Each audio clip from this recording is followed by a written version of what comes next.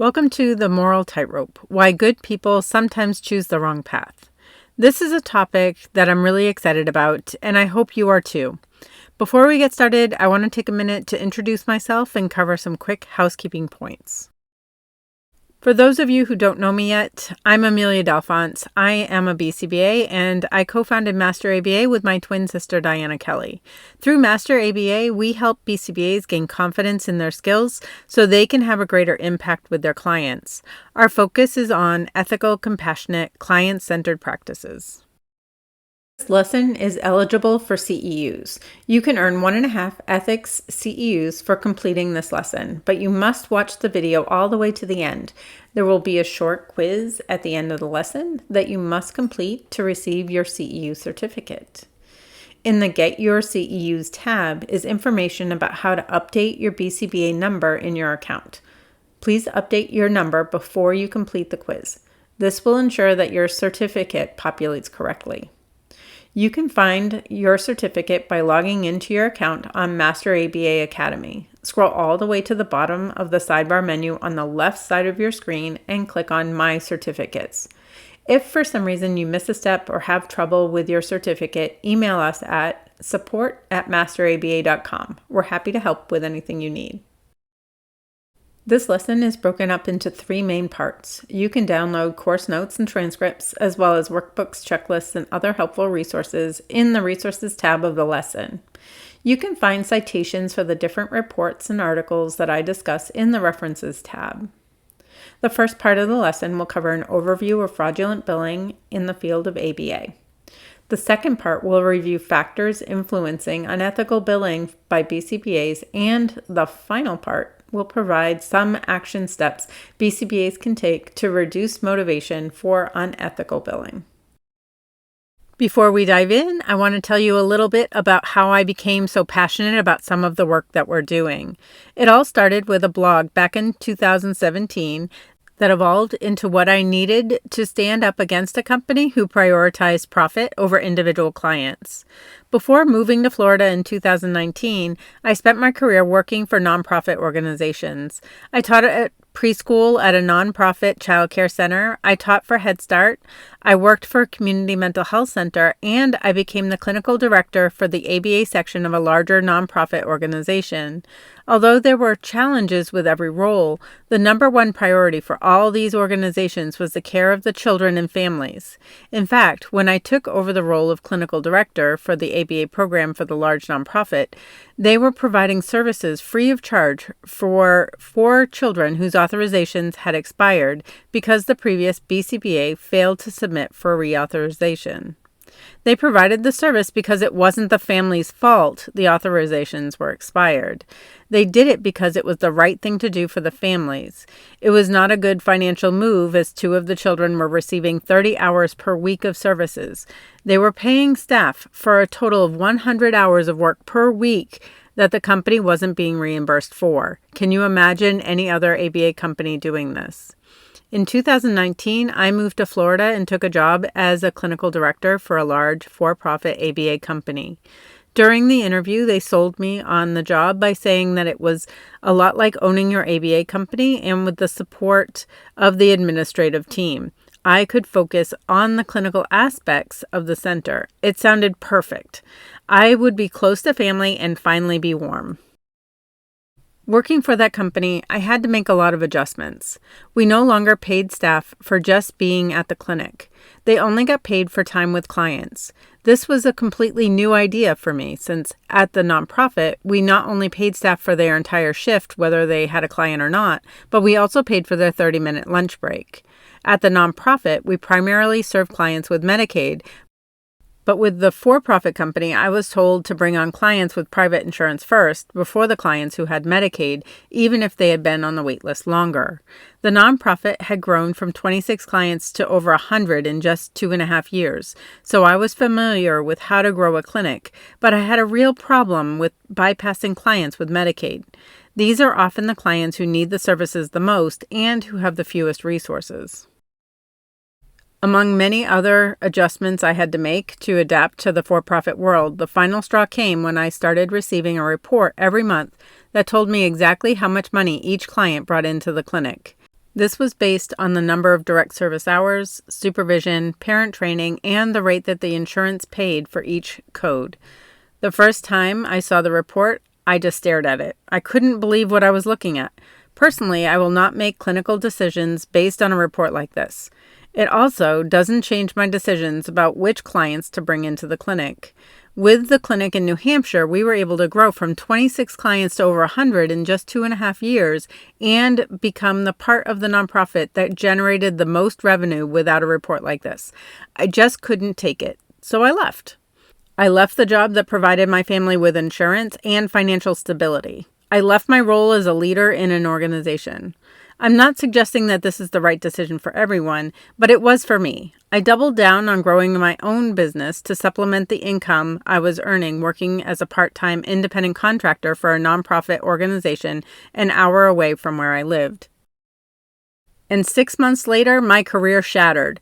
The nonprofit that I had agreed to work with sold the ABA portion of their organization to a for-profit company that was infinitely worse than the company I left 6 months earlier. The management in this company was encouraging BCBAs to exaggerate the behaviors and deficits of their clients so they could get more hours. The owner of the company, an occupational therapist, sent an email out to all of the ABA staff, including RBTs, threatening to take away everyone's benefits because the ABA portion of the business wasn't making enough money. He told the RBTs that they were the ones working to pay the high salaries of the BCBAs. There's more, but you're not here to listen to those details. I knew I had to leave, but how could I leave my clients in the hands of these people? Over the next 1.5 years, I helped most of my clients find other services and ultimately left to work for other companies that had policies that I found unacceptable. One company limited supervision to 5% of the client's direct hours. That amounted to 1 hour of supervision for every 20 hours the RBT worked with the client. Another company would not provide fewer than 30 hours per week of services, and another found a code that would theoretically cover some of my planning time and insisted that I request hours for the code. Maybe some of you have experienced these requirements from the companies you've worked with. I don't know about you, but it made me want to give up on the field. Some of you might believe that these policies are standard practice, which makes them okay. Keep in mind that ABA is an individualized service and companies should not dictate any part of your treatment recommendations. When companies create these policies, they are looking out for the bottom line, not the client. My intention is not to shame companies for trying to make a profit. We live in a society where profit rules, but profit at the expense of clients and staff is where I draw the line. The ABA company in New Hampshire that I talked about earlier earned revenue that far exceeded its expenses, but we did it while making sure our staff felt supported and we were meeting the individual needs of the clients. Keep in mind that while I was looking for a company that aligned with my values, I was asked countless times why I didn't start my own ABA company. But that just wasn't the type of business I wanted to run. I didn't want to deal with payroll or credentialing. My business building Master ABA gave me the freedom to persist in finding a company that aligned with my values. I was able to keep trying when someone else would be forced to choose a steady income over their values. But that's why I'm so passionate about uncovering the reasons why ABA companies create these policies and empowering BCBAs to stand up against them. BCBAs come to me regularly asking for advice about dealing with these types of situations. So today I want to talk about why ABA has developed a reputation for unethical billing and what you can do to protect yourself and your career. Let's start by defining some important terms for this conversation. There are 3 main categories of inappropriate billing that occur: misunderstanding rules, unethical behavior, and fraud.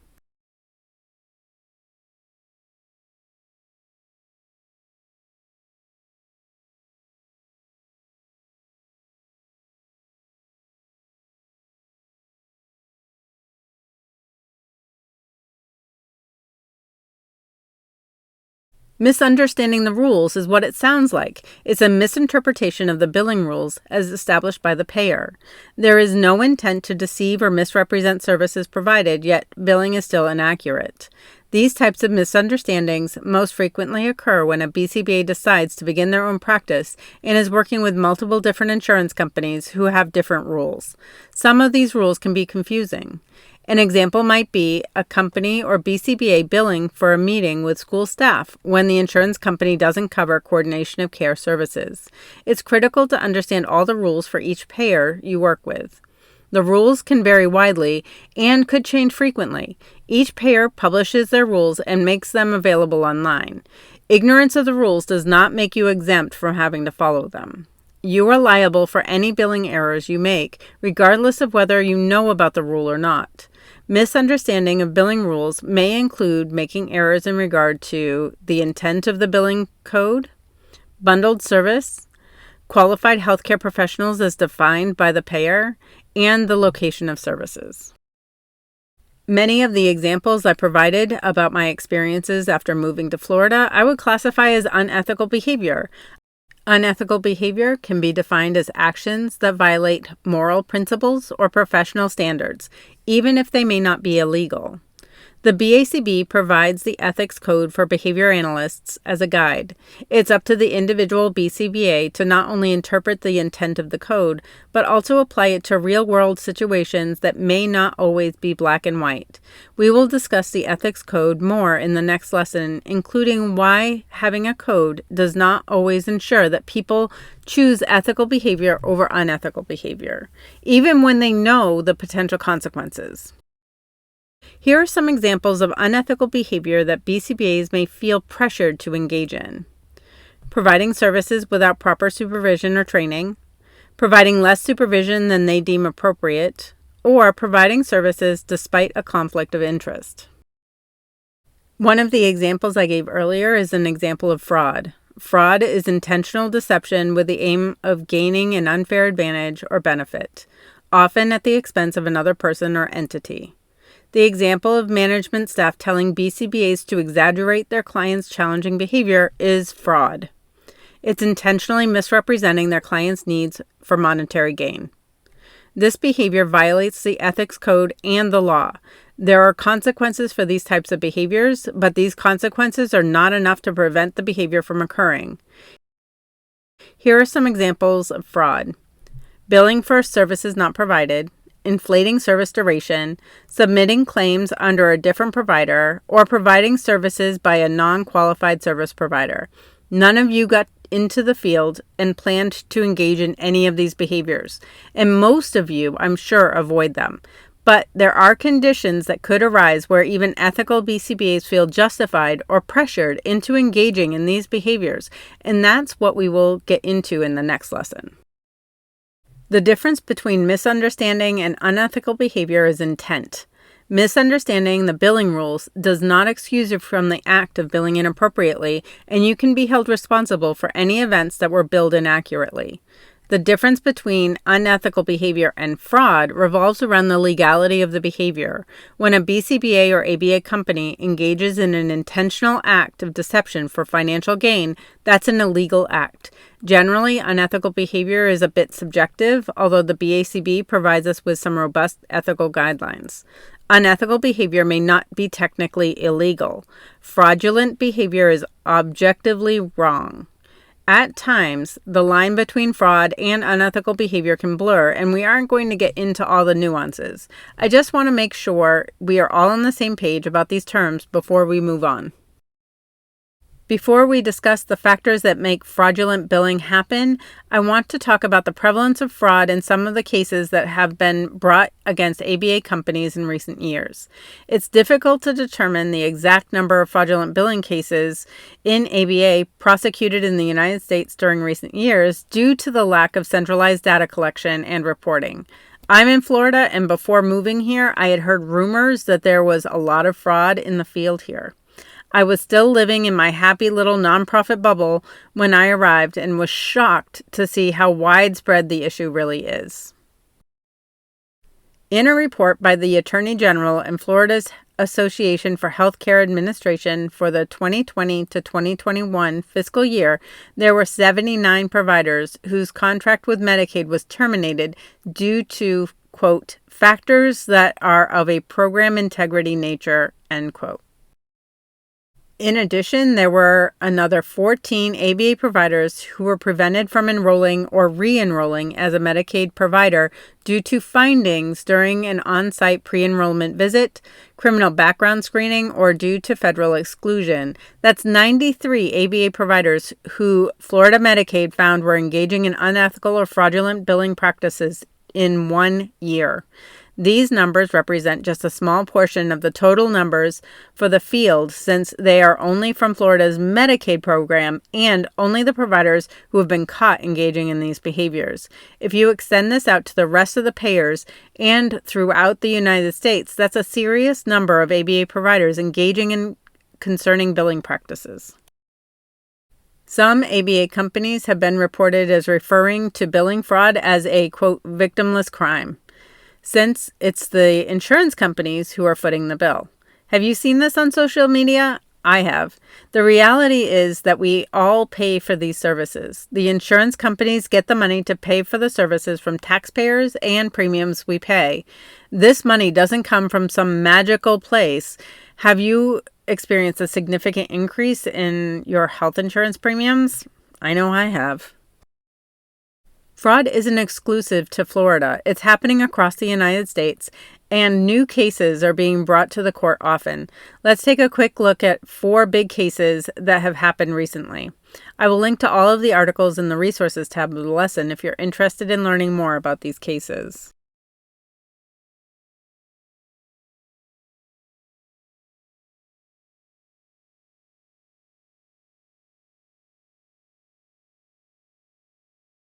The first one I want to talk about happened in Massachusetts in 2022.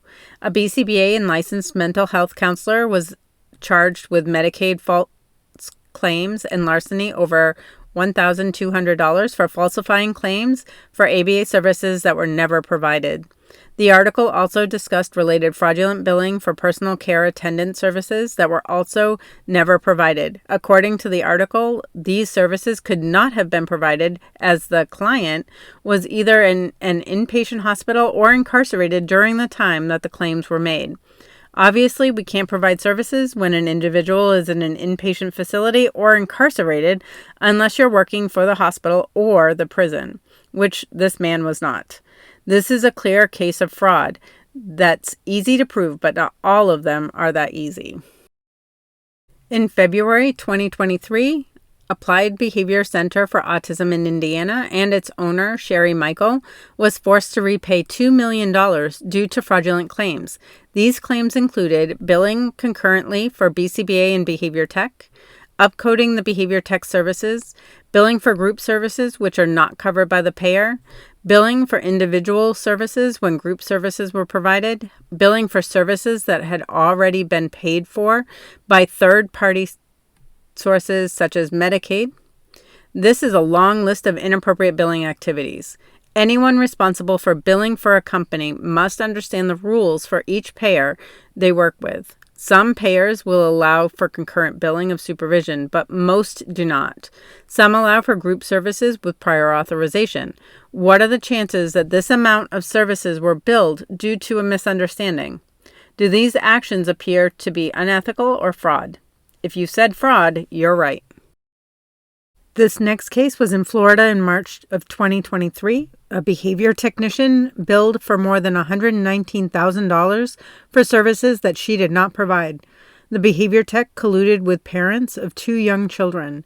She would arrive at the home, log into an app to verify that the session occurred, turn off the GPS function on her phone, then leave the house. She would return hours later to log out of the session. She gave the parents a kickback for going along with the deception. Many ABA companies that provide home-based services rely on technology to monitor the activity of their staff, but as this woman proved, there are ways around this type of technology. If you're the owner of an ABA company, how can you ensure that your staff are providing the services as they claim? The last case I want to look at occurred in October of 2023 and was again in Massachusetts. Two ABA providers were forced to repay more than $2.5 million in fraudulent claims. The false claims for these two companies included billing for services not rendered or properly documented, not provided by individuals with the proper credentials for the services provided, or failing to provide adequate supervision to behavior technicians. I want you to think about the services you provide. How thoroughly do you document your sessions? How about your RBTs? Are there times when your schedule has made it difficult to provide sufficient supervision? Does the company you work for regulate any of these things in a way that makes it more difficult for you to meet the standards you feel are appropriate?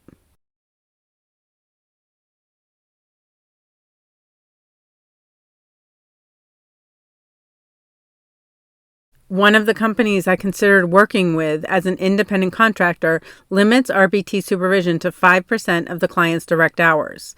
That amounts to 1 hour for every 20 hours of direct services. I'm not going to cite the document this came from, as I want to protect the privacy of the company that created it. I had a strong opposition to this policy when it was first presented to me. When providing in-home services, what are the chances that the RBT will feel supported and you will be able to observe enough of the learner's behavior to be meaningful? The company was owned by two BCBAs who claimed it was based on the BACB's recommendations, but it was actually based on their minimum requirement for RBT supervision. Yes, this is the minimum standard for an RBT to maintain certification, but they held strong to the policy when I made the argument that this wasn't the BACB's recommended dosage for case supervision. Interestingly, the company provided a variety of different resources on their website that included the Council of Autism Services Providers resource manual titled Applied Behavior Analysis Treatment of Autism Spectrum Disorder, Practice Guidelines for Healthcare Funders and Managers. This manual was originally published by the BACB, but was transferred to CASP in 2020. In this manual, the recommendations for supervision is 20% of direct service hours depending on the complexity of the case. The key is that the recommendation is dependent on the complexity of the case, not by a rigid standard. In the end, the decision for treatment dosage should be in the hands of the BCBA who assesses the case.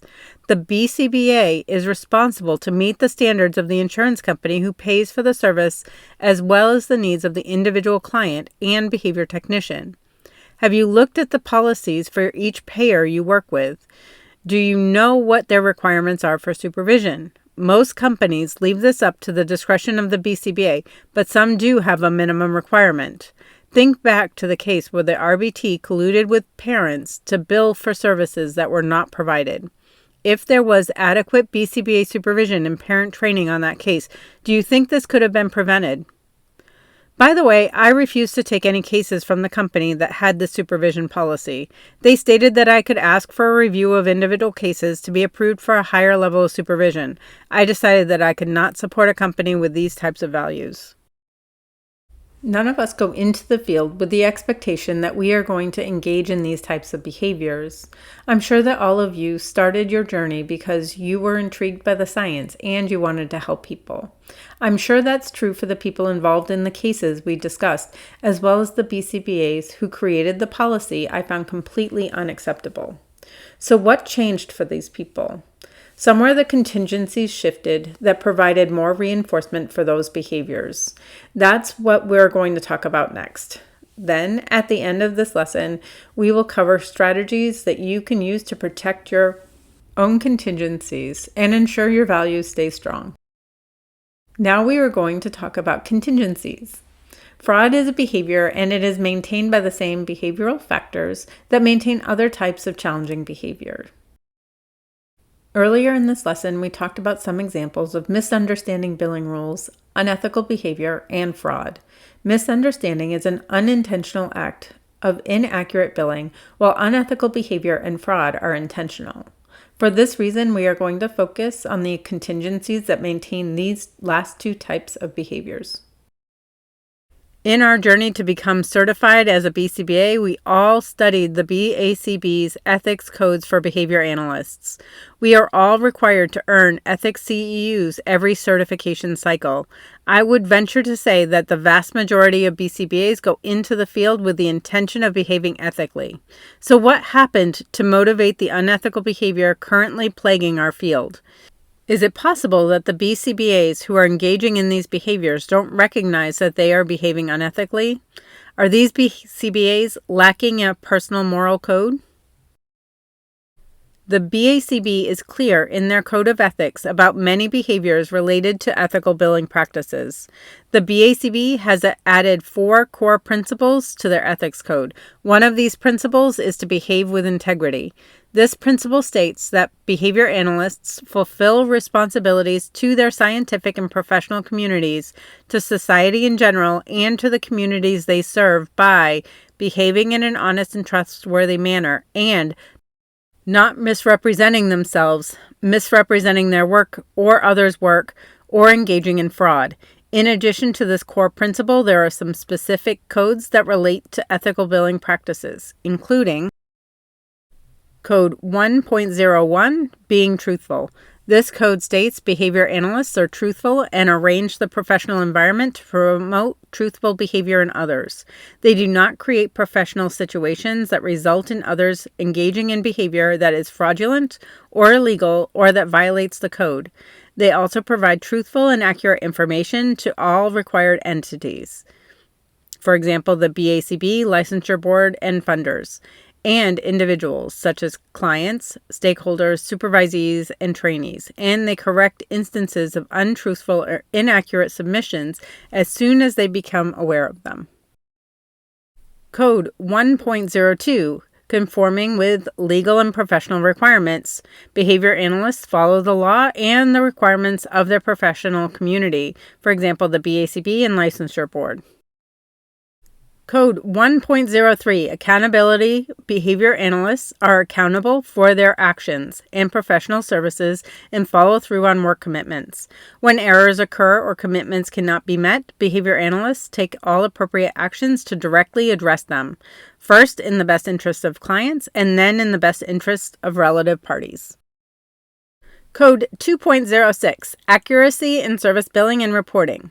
Behavior analysts identify their services accurately and include all required information on reports, bills, invoices, requests for reimbursement, and receipts. They do not implement or bill non-behavioral services under an authorization or contract for behavioral services. If inaccuracies in reporting or billing are discovered, they inform all relevant parties, correct the inaccuracy in timely manner, and document all actions taken in this circumstance and the eventual outcomes. Code 3.11, documenting professional activity. Throughout the service relationship, behavior analysts create and maintain detailed and high-quality documentation of their professional activities to facilitate provision of services by them or by other professionals, to ensure accountability, and to meet applicable requirements. Documentation must be created and maintained in a manner that allows for timely communication and transition of services should the need arise. Code 3.12, advocating for appropriate services. Behavior analysts advocate for and educate clients and stakeholders about evidence-based assessments and behavior change intervention procedures. They also advocate for the appropriate amount and level of behavioral service provision and oversight required to meet defined clinical goals. Code 4.01, compliance with supervision requirements. Behavior analysts are knowledgeable about and comply with all applicable supervisory requirements, including those related to supervision modalities and structure. And finally, Code 4.09, delegation of tasks. Behavior analysts delegate tasks to their supervisees or trainees only after confirming that they can competently perform the tasks and that the delegation complies with applicable requirements. If the BACB provides these guidelines and BCBAs are required to understand and follow these guidelines, why do they not prevent fraudulent billing practices? According to Cicero, 2021, in an article titled Behavioral Ethics, Ethical Practice is More Than Memorizing Compliance Codes, knowing and understanding ethical codes and related disciplinary actions for violating the codes is not enough to prevent unethical practices. Breaches in ethical conduct occur by professionals who know the ethics codes and believe that they are behaving ethically. Fraud isn't maintained by insufficient education of the code of ethics. The author highlights that unethical behavior is maintained by antecedent and consequent contingencies, just like all other behavior. To improve unethical behavior, we must first understand it and then alter the contingencies. Cicero describes behavioral ethics as the study of why good people sometimes do bad things. This field aligns well with the behavioral principles as it considers both antecedents and consequences that support these behaviors and is valuable in understanding unethical behavior. Cicero discussed 6 factors that influence unethical behavior, including self-serving bias, incrementalism, framing, obedience to authority, conformity bias, and the in-group, out-group phenomenon, and overconfidence bias. Each of these factors provide further insight into why ethical BCBAs engage in fraud. I'm not going to dive deep into each one, but I will give you the highlights and link to the article if you're interested in learning more about these factors. Self-serving bias is the tendency to interpret information and engage in behaviors that serve their own self-interests. This could occur either consciously or unconsciously. Essentially, people tend to engage in behaviors that have led to reinforcement in the past. They will choose behaviors where reinforcement is more immediate and desired than behaviors that produce delayed reinforcement or a decreased magnitude of reinforcement. This makes sense from a behavioral perspective, so we can see how self-serving bias might influence fraud. Incrementalism is the gradual shaping of unethical behavior over time. Small acts of unethical behavior are reinforced. The person begins to see these behaviors as normal, and it becomes easier to engage in slightly more or higher levels of unethical behavior. This increased frequency and intensity become the new norm, and unethical behavior becomes habituated.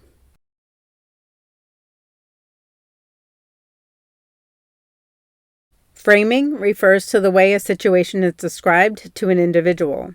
A person who normally adheres strictly to ethical principles can be influenced to see a situation differently depending on how the situation is explained. Framing doesn't make a person more or less ethical. It changes their perception of the situation, leading them to engage in behavior that results in an unethical outcome.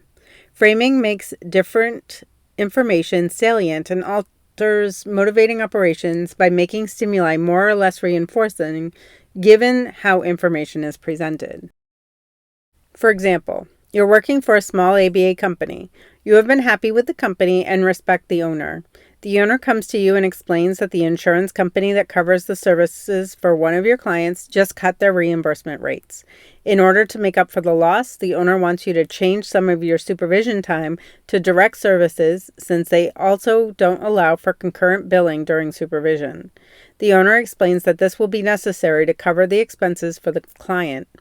Otherwise, they might need to reduce the pay for the RBT or even refer the client somewhere else for services. Even though you believe strongly that the RBT needs your support during supervision, you understand the needs of the company and agree to go along with the owner's request. If the information was not presented to you in this way, you might have held to your ethical standards for supervision, but because the owner framed the situation from the financial perspective of the company, you were influenced in a way that encouraged you to compromise your ethics. Obedience to authority is just what it sounds like. Many of us have been conditioned to respect authority and do what we are told by those in positions of authority. We receive reinforcement from a young age when we do what is asked of us. Punishment is delivered from those of authority when we fail to do what we are told. Ethical BCBAs are, by conditioning, rule followers. When someone in authority tells them to engage in unethical behavior, they may comply, even when they know what they're doing is unethical. There may be a belief that the person in authority knows and understands the rules better, or they may believe that the consequences for not complying are more serious than the consequences for complying. Conformity bias and the in-group out-group phenomenon describes events where people tend to engage in behaviors that are similar to those around them, even when they don't align with their values. I'm sure you have observed this in simple situations such as when waiting for a signal to change at a crosswalk. If someone decides to cross the street before the signal changes, others are far more likely to follow.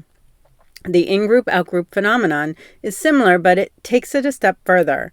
It states that not only do people tend to engage in behaviors of the people in their in-group, the behavior of the people in the out-group is seen as more unethical. These behaviors may be maintained by the same contingencies that are at play with obedience to authority.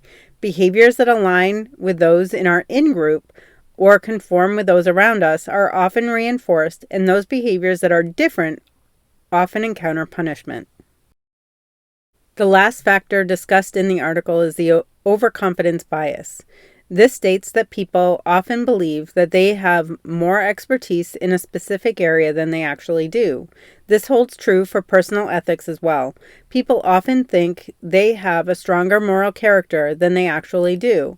This can lead to people ignoring the impact of the contingencies that actually influence unethical behavior. Fraud is one specific type of unethical behavior and what we are going to focus on for the rest of this lesson.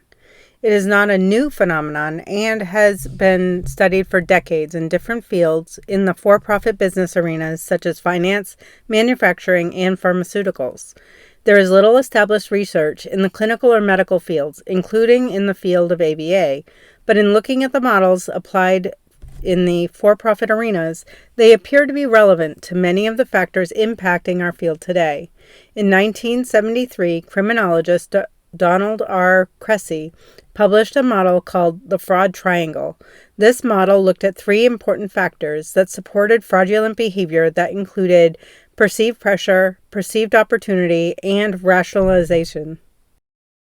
In 2004, Wolf and Hermanson expanded the fraud triangle into the fraud diamond by adding capability. The authors felt capability was a critical factor that maintains fraud. An individual must have the skills needed to carry out the fraud for it to occur. And in 2016, Sarunk took the model one step farther and included personal ethics, or perhaps a lack of them, as one of the contributing factors to fraud. We just discussed the behavioral principles that support ethical and unethical behavior. Personal ethics are not as black and white as we might like to assume. No matter which model you want to examine, we can see how different environmental factors impact an individual's decision to engage in fraud. Have you encountered these factors at work?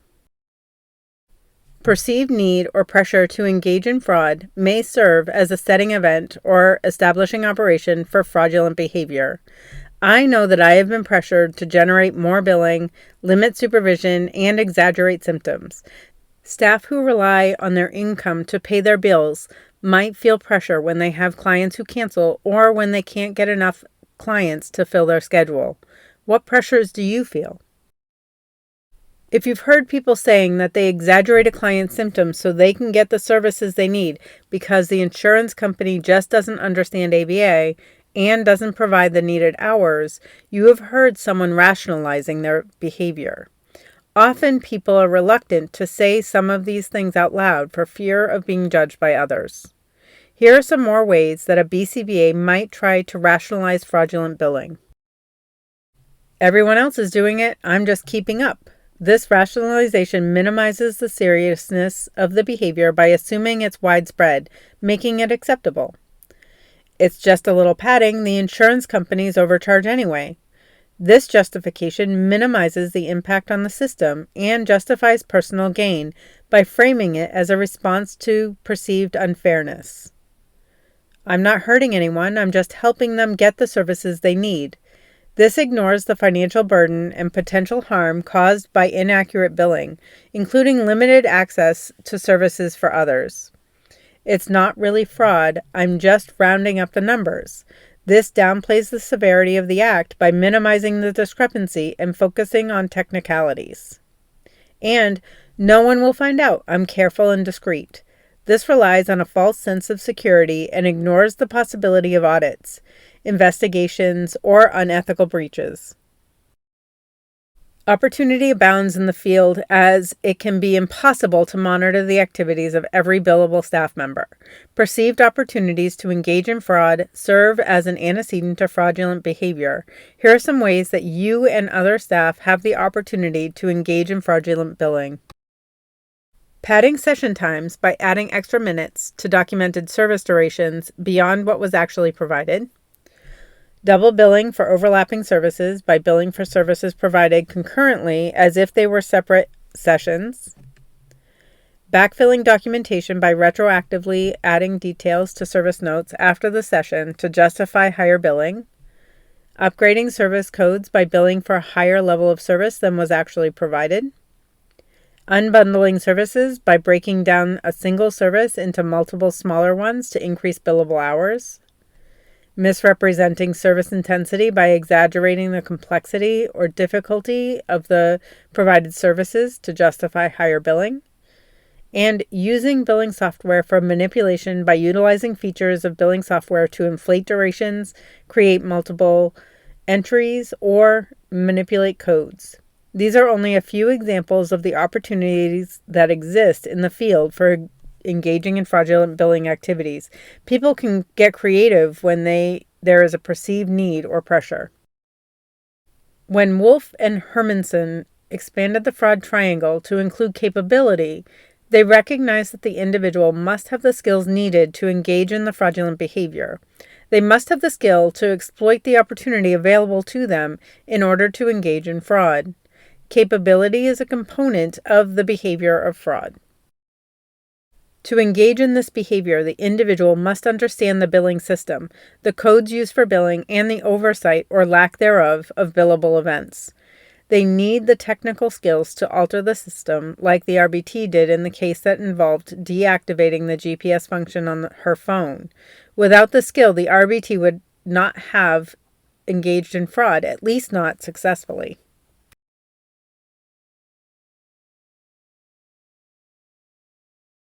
Personal ethics was the last factor added to this model.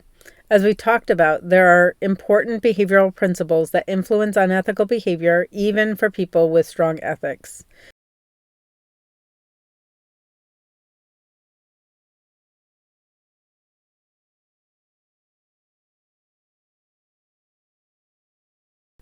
Although it would be easier for someone with a weak moral code to more freely engage in fraud, some of the people who engage in fraud may otherwise have a strong sense of ethics. It's possible that someone with strong ethics succumbs to the other variables we discussed and is led to engage in fraud. What are your thoughts? Do you think weak personal ethics is a core contributing factor for fraud? I'd love to read your thoughts about them in the comments. Here's an example of a situation where an ethical BCBA might end up engaging in fraudulent billing. A BCBA who is struggling to meet minimum billable hours because there have been a lot of sessions canceled due to client illness decides to add an extra unit to the end of the next several sessions to make up for some of the time lost. She is pressured by her company to meet her minimum billable hours. She justifies her actions by telling herself that everyone does it and feels as though the insurance company couldn't possibly find such a small discrepancy. She has the opportunity to enter her altered session time when she writes her session note and has the skill to cover her tracks so no one will know. She may have strong ethics, but the other factors might override her ethics, and she can fool herself into believing that she's not doing anything wrong. When these small infractions are reinforced, the BCBA becomes more likely to engage in these types of behaviors in the future. They start to feel more comfortable and more justifiable.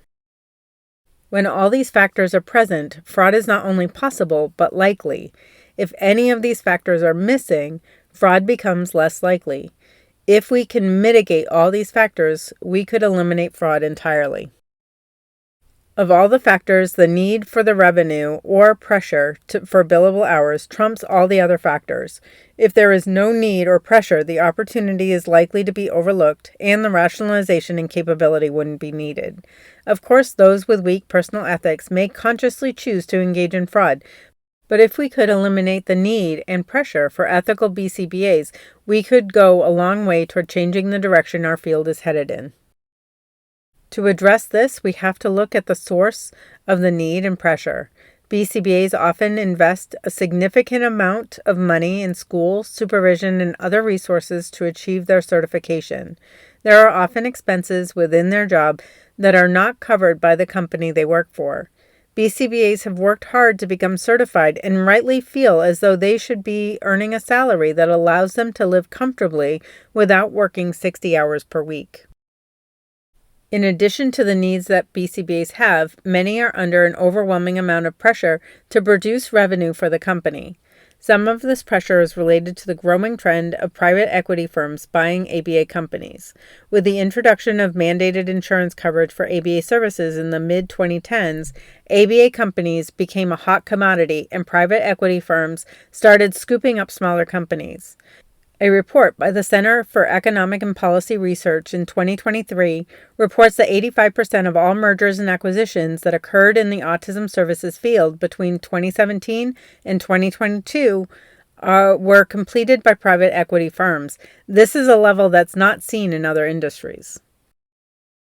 Some people might see this influx of interest in the field as a benefit. There's been an increase in investment in ABA services, which should benefit clients, right? Well, unfortunately, that's not necessarily what's happening. With these large private equity firms typically comes a focus on private and short-term financial gains over client care, standardization and lack of individualization, potential reduction in access to care if companies focus on areas where profit margins are higher, a competitive advantage over nonprofit and small ABA companies, and high overhead with the addition of teams of people who don't generate income. I touched on many of these factors when I talked about some of my experiences with a large ABA company. Before I move on, I want you to think about the last factor I just mentioned. Large ABA companies often have a high overhead when they add teams of people who don't generate income. When I worked for the large ABA company, they had the usual C-suite of CEO, CFO, CIO, etc., a lawyer on staff, a credentialing department, a recruiting department, a billing department, an IT department, an intake department, an operations manager for every clinic, receptionists at larger clinics, 20 plus BCBAs who provided both clinical and financial oversight, and more that I'm not thinking of. When a company needs to support this many staff, many of them with very high salaries who don't bring in revenue, it generates an incredible amount of pressure on billable staff to generate the revenue needed just to keep the doors open, let alone turn a profit that will make investors happy. Is it any wonder BCBAs are feeling the pressure to engage in fraud? This might make you feel a little like there's no hope for the field, but that's what the next part of this lesson is all about. In the next part of this lesson, we will talk about the strategies you can use to help reduce some of the factors that contribute to fraud so that ethical BCBAs can continue to behave ethically. Hopefully, you're starting to see unethical behavior and fraudulent billing from a behavioral perspective. It's often easy for us to assume that other people engage in unethical behavior because they are unethical. Now you should understand that even ethical people can engage in unethical behavior under the wrong circumstances. This final part of the lesson will be all about how to protect yourself from the influence of the factors we discussed in the previous section.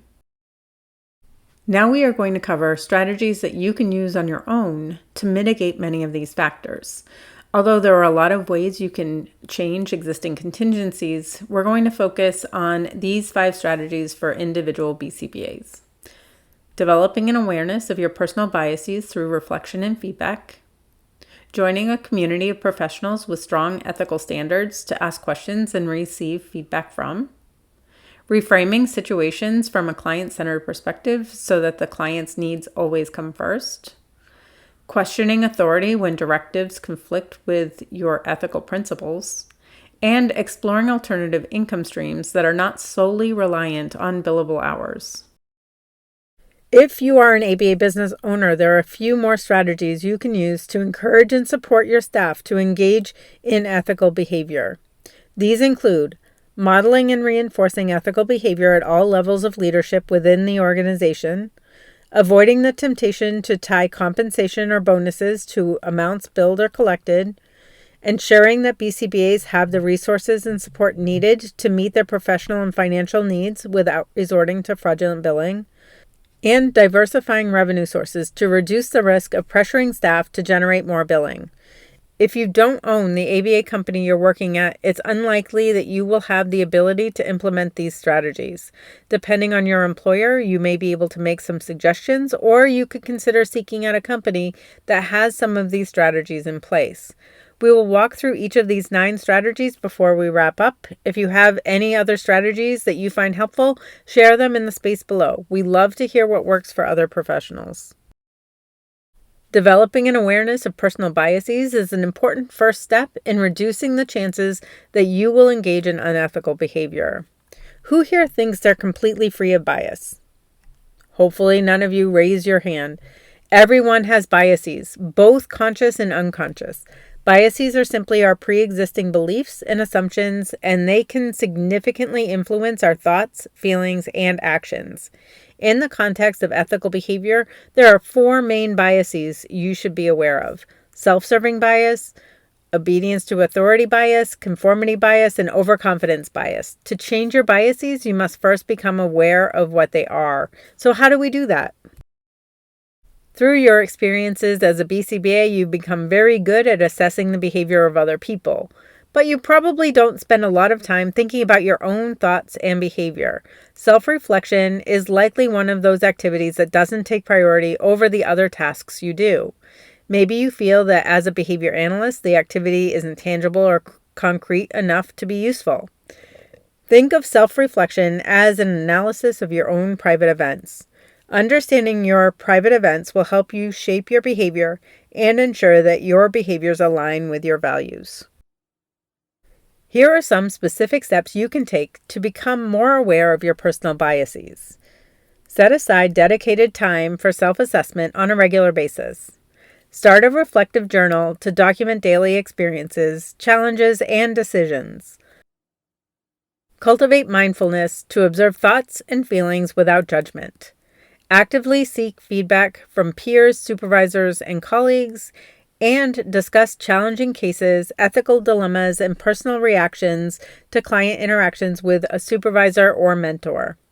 These activities feel difficult at first. There are some questions and ideas in the workbook to get you started. Consider this an assessment if framing it that way helps you feel more comfortable with the process.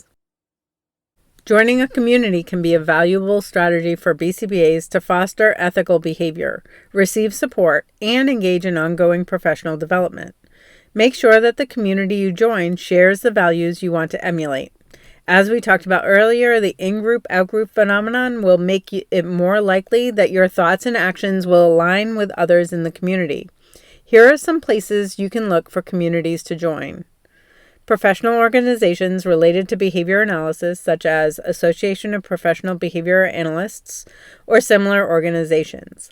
Some of these organizations have leaders who support practices that might not align with your values, so get involved, but be prepared to leave the community if these practices begin to be promoted.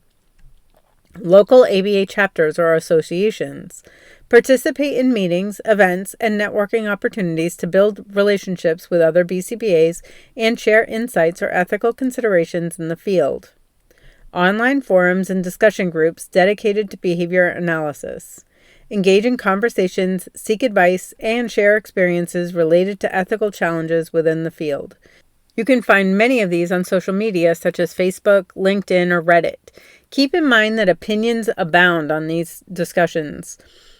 Don't try to sway everyone to your way of thinking. Instead, look to align yourself with professionals who have strong values. The dojo membership in the Master ABA Academy offers a forum for members to share their thoughts and experiences. This forum is monitored to ensure strong ethical conversations are supported and encouraged. Mentorship programs within the ABA community. Having a mentor can provide valuable guidance on ethical practices and offer support in navigating challenging situations. Conferences, workshops, and seminars related to behavior analysis. These events provide opportunities to connect with professionals, stay informed about ethical standards, and engage in discussions on best practices. Practicing reframing from a client-centered perspective involves consciously shifting your mindset to prioritize the client's needs and well-being. I'm sure every one of you prioritize your client's best interests, but this is about consciously reframing situations from the client's perspectives as situations come up. Consider the example we used in the last lesson where your supervisor explained that it was necessary for you to reduce your supervision hours and spend some of that time providing direct services to increase billing. Your boss explained the situation from the perspective of the needs of the company. Before responding, take a minute to reframe the situation from your client's perspective. Ask yourself, how does this situation impact my client? What decision is in the best interest of my client? And how will this decision impact me in my career? The first two questions help you consider what decision is right for your client. The last question acknowledges that any decision you make might impact you and your career. In this example, if the RBT working with your client has strong skills and the client is making great progress, it might be ethical and appropriate for you to reduce the number of supervision hours and offer some direct services, assuming that this is allowed by the insurance company. If the RBT is newer, the client engages in serious or potentially dangerous behavior, or the client is struggling to make progress, it might not be ethical to honor your boss's request. Stopping to reframe the situation allows you to make a conscious decision. It's not about always rejecting requests that are made of you. It's about ensuring that your client's needs are prioritized over all others. If you're newly certified or you find it difficult to know what your client's perspective might be, here are some suggestions. Practice active listening during interactions with clients. Pay close attention to their verbal and nonverbal cues, allowing you to better understand their concerns and preferences, rather than relying primarily on your training and past experiences. Involve the client in the goal-setting process, even when their communication or understanding is limited. Solicit their input to ensure that the objectives align with their priorities and are meaningful to them. When they can't communicate what they want, pay attention to their response when you target specific skills. Be culturally competent and sensitive to the client's cultural background. Understand how cultural factors may influence their needs and preferences. Embrace a strengths-based approach by focusing on the client's abilities and positive attributes. Frame interventions in a way that builds on their strengths rather than highlighting deficits. Regularly ask yourself if the decisions and interventions align with the client's best interests. If faced with a dilemma, prioritize the option that maximizes the client's well-being and autonomy. By consistently applying these strategies, you can develop a client-centered mindset that places the client's needs at the forefront of decision-making and intervention planning. This approach not only enhances the effectiveness of interventions, but also strengthens your ability to prioritize your client's needs when ethical dilemmas come up. Now is the time when I give you permission and actually encourage you to question authority. I encourage my staff to do this as well. This is something that has been difficult for me. I'm actually a huge rule follower, and when I was first starting out, I didn't question authority as freely as I do now. I assumed that I should do what those with more experience and knowledge asked me to do. Of course, you shouldn't always disagree with those in authority, so here are some questions you can ask yourself to decide if you should. Does what I'm being told align with my ethical code and professional standards? What are the potential consequences for both the client and myself? And have I exhausted all other options by addressing the client's needs ethically? Challenging someone in authority, especially when it concerns potentially unethical billing practices, can be a daunting task. Here are some tips to help you navigate this respectfully and effectively. Prepare your facts and reasoning. Before approaching your supervisor, thoroughly understand the specific ethical concerns about the requested billing practice. Research relevant ethical codes, guidelines, and policies to solidify your stance. Choose the right setting and timing. Approach your supervisor in a private setting where you can have a constructive dialogue without disruptions.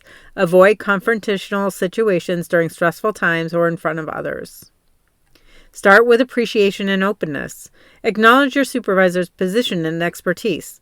Frame your concerns as a collaborative effort to ensure ethical practice and optimal client care. Use phrases like, "I value your experience and I want to bring something to your attention that I'm concerned about." Clearly communicate your ethical concerns. Maintain a respectful and professional tone throughout the conversation. Avoid accusatory language and listen attentively to your supervisor's perspective. Aim to find common ground and work together towards a solution that upholds ethical principles. Propose alternative solutions. Don't just point out the problem. Offer workable alternatives that are ethically sound and meet the client's needs effectively. Brainstorming solutions demonstrates your commitment to finding a positive outcome. And finally, document the conversation. After the conversation, keep a written record of the date, key points discussed, and any agreements reached. This documentation can be valuable if further clarification or escalation becomes necessary. When you find yourself in a situation where this type of conversation is necessary, it's often helpful to start by asking questions. When you ask the questions in an open way with a curious tone of voice, you might find that you're able to come to a mutually acceptable solution. Here are a few questions you could ask.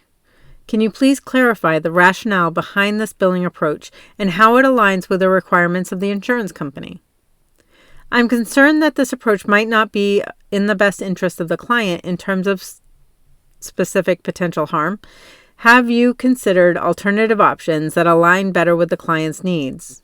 And I feel conflicted about the situation and would appreciate guidance on how to ethically navigate this and ensure the best possible care for the client.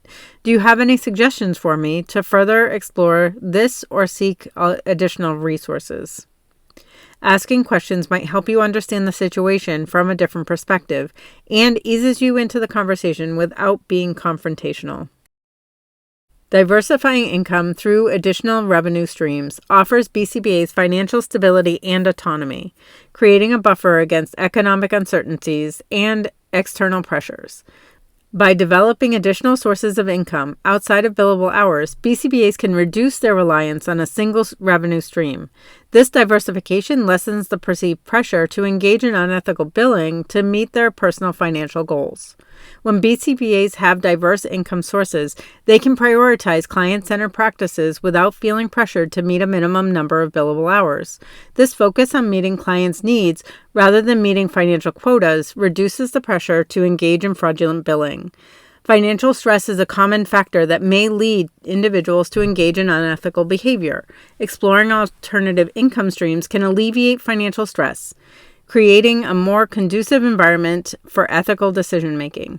BCBAs who have multiple income streams feel empowered to stand up against unethical practices because they no longer depend as heavily on the company to provide their financial stability. Many people don't believe they have anything special to offer and feel unprepared to start their own side hustle. But in fact, you have knowledge and experience that is unique to you that someone else needs. Here are some ideas of how you can create alternative income streams. Offer consultation services to schools, organizations, or other professionals in the community. This can involve sharing expertise, providing training, or assistance with program development. Develop and conduct in-person training workshops or seminars on topics related to behavior analysis. Offer your expertise to educate others in the field or in related industries. Provide professional development services to organizations or schools. This could include designing and delivering courses on behavior analysis, ethics, or related subjects. Create and sell online courses or webinars on behavior analysis topics. This allows you to reach a broader audience and generate income through course enrollment. Offer supervision or mentorship services to individuals pursuing certification in behavior analysis. This can be done independently or in collaboration with training institutions. Develop and sell educational resources such as curricula, assessment tools, or materials for behavior analysts, educators, or parents. Explore affiliate marketing or partnership opportunities with companies that offer products or services related to behavior analysis. This can involve promoting and earning commissions on recommended resources. The list of possibilities is almost endless. If you're not sure where to start, we created the Balanced BCBA to take you step by step through the process. We offer a training called Your First Steps to Freedom, a journey for BCBAs, that shows you how we grew Master ABA, which is the side hustle that allowed me to stand up against unethical practices. If you're interested in learning more about this, there will be a link in the Resources tab in this lesson. We are going to finish up with the strategies for our ABA business owners. I know that these strategies won't apply as well to those working as employees, but consider how you might implement some of them yourself to encourage ethical practices of the RBTs and BCBAs you work with. The first strategy is to model and reinforce ethical behavior at all levels of leadership within the organization. This seems like an obvious step, but sometimes we engage in ethical practices behind closed doors. Be transparent about what you're doing every day that aligns with what you want others to do. For example, if you're a BCBA who wants to encourage RBTs to be specific and ethical in their billing for sessions, talk to your RBTs about the times you're using for your billable event. You could say something like, I just want to make sure our supervision times align. Since the client didn't get home until 3:13, I'm starting the supervision session at 3:15. Some RBTs have been taught that they should round to the nearest half hour for a session, or that they should use the scheduled start and end times. Clearly stating what you're doing will help them understand the rules and see that you care about ethical billing practices. Avoiding the temptation to tie compensation or bonuses to amounts billed or collected is a difficult step to take. Most companies in the industry base salaries on billable hours. If an RBT or BCBA gets paid only for the time spent in sessions, there is significantly more temptation to engage in fraud than if the staff receive compensation based on another metric. I recognize that not all companies are able to take this step, but if you can't, consider how you can minimize the impact of this.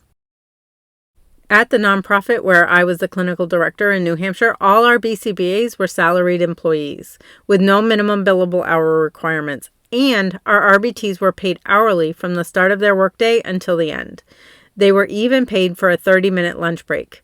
I didn't realize that this was an unusual situation until I moved to Florida.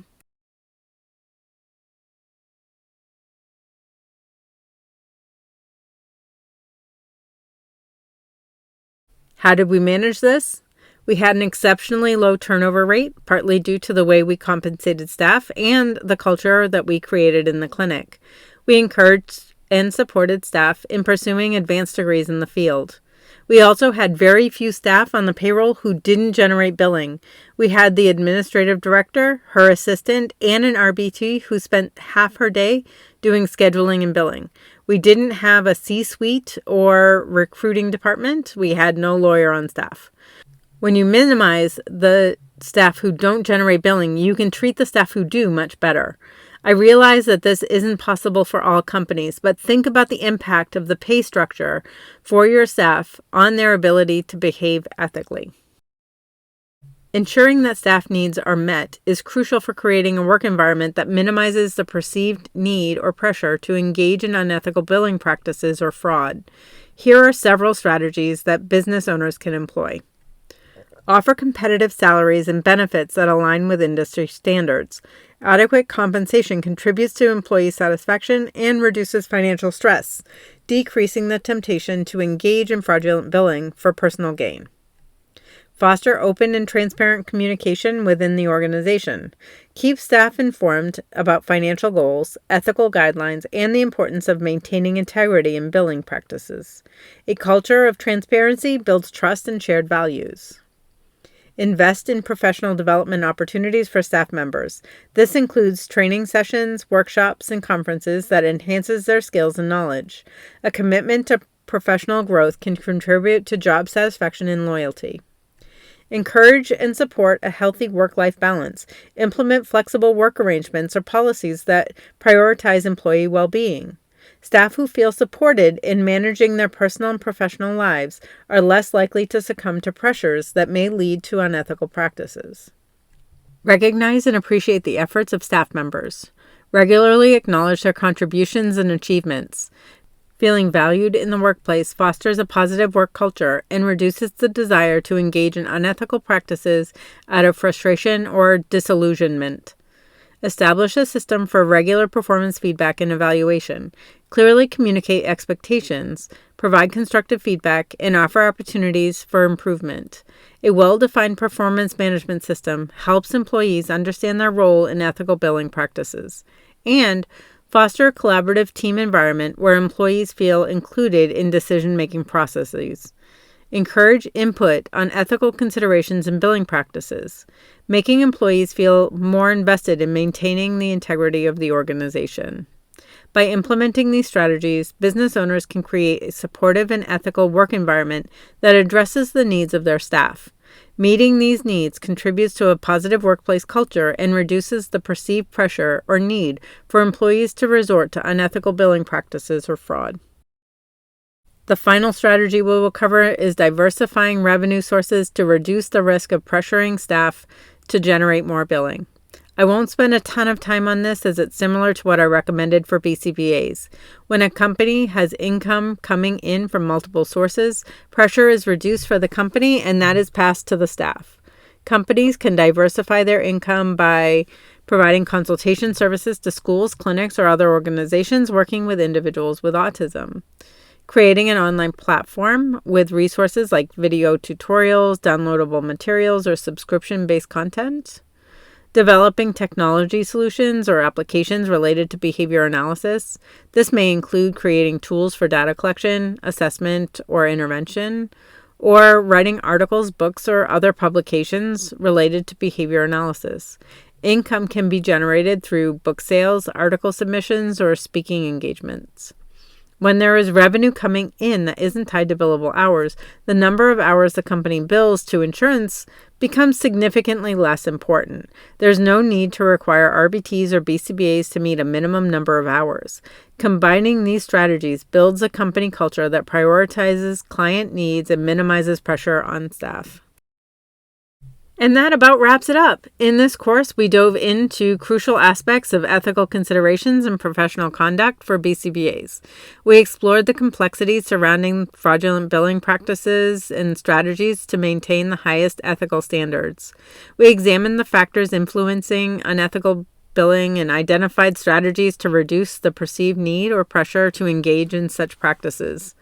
From understanding the biases that may contribute to fraudulent behavior to exploring alternative income streams and creating supportive work environments, you are now equipped with the information and tools you need to navigate ethical challenges successfully.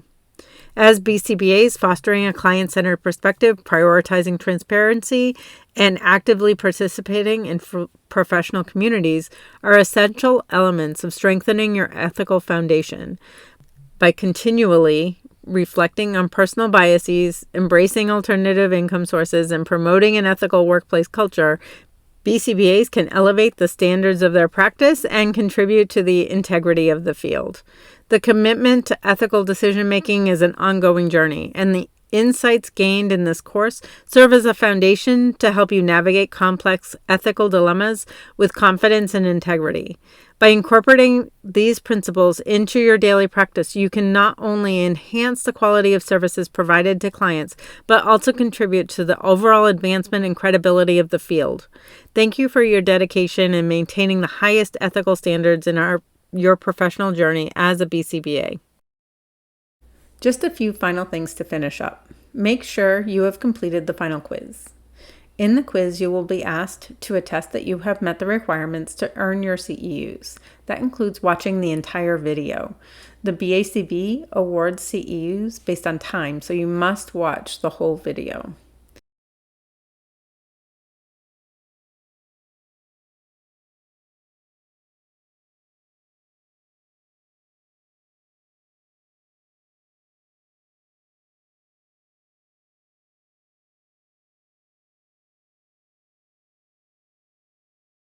Remember to check your BCBA number in the Get Your CEUs tab and update it if needed before you take that final quiz. This will ensure that your certificate populates correctly. Your certificate will not be emailed to you. You can find it by logging into your account. There are instructions and an image to help you locate the certificate in that Get Your CEUs tab. There's a brief survey in the survey tab. Please take a minute to complete it and let me know what you thought of this course. It helps me improve the courses that I'm offering. Finally, if you have any trouble at all, just email me at support@masteraba.com. I'm happy to help you out. Thank you for joining me today. I hope to see you all soon.